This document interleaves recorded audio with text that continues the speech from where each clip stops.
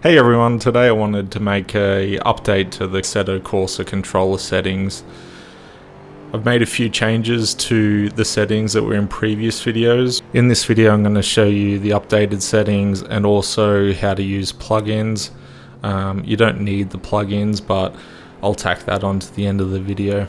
The only setting that I haven't updated from the previous video was the drift setting. That stayed the same, but made some changes. There's a new GT3 controller setting, a road car setting, and also an updated Forza controller setting. I am using an Xbox One controller for this. If you're using different controllers, you may need to change the settings a little bit. This should be a good template to start off with. I'll link the controller templates below, and also I'll show you where you put the files to import them into Assetto Corsa. I'm going to be showing you the controller settings in the Assetto Corsa Content Manager. However, you don't necessarily need a content manager, and you can just change these in the Assetto Corsa game if you'd like. First setting we have here is speed sensitivity. The higher this setting is, the less sensitive the car will be at high speeds while steering. So quick tracks, you don't want your steering to be super sensitive on straights and such, so use as much as possible. Steering speed is how quickly the wheel will turn, and steering gamma is the overall sensitivity of the steering. Steering filter acts as a damper and slows down the wheel return. So if you want to just make your steering a little bit less sensitive, you can turn this up, and then like when you let off the stick, the steering wheel will return quicker or slower based on the dampening that you've set here. Steering dead zone is how much the stick needs to move before working. So a lot of games have like a couple percent dead zone. It's just useful so that if there's any controller stick drift, it doesn't affect steering, or if you're resting your finger on the stick but not moving it, it's not as sensitive and won't mess up the steering during a race.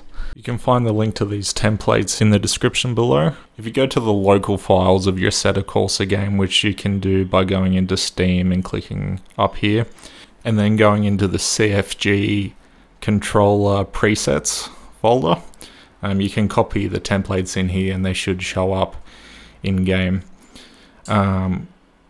If you don't have that folder, you can also check your My Documents folder. You'll have an Assetto Corsa folder there, and the same path after that. The CFG folder, controllers, and then into presets. The first settings I'm going to show you are the road car settings. This is probably my favorite settings, very user friendly, and if you're new to Assetto Corsa, I recommend starting off with these settings. They definitely feel the most natural out of all of them, and very similar to other racing games that you might use a controller with. Now I'm going to show you a few clips of the other controller templates, and towards the end of the video I'm going to show you how to install plugins if you want more advanced controller settings to really dial it in.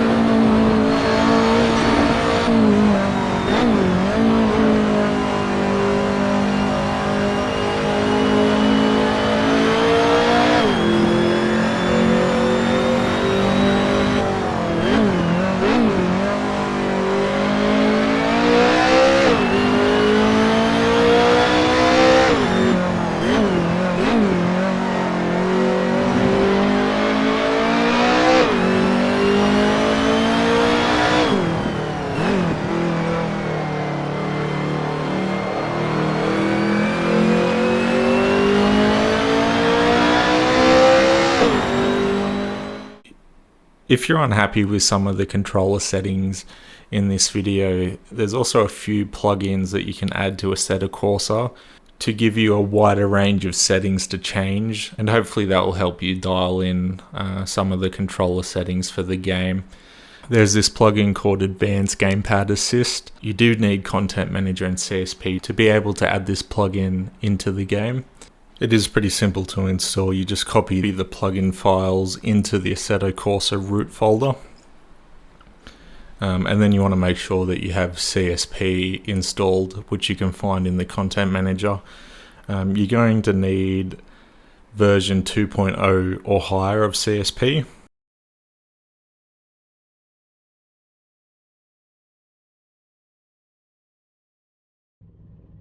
And now when you open Assetto Corsa, if you go to the UI apps in the top right hand corner, you should see the Advanced Gamepad Assist UI screen.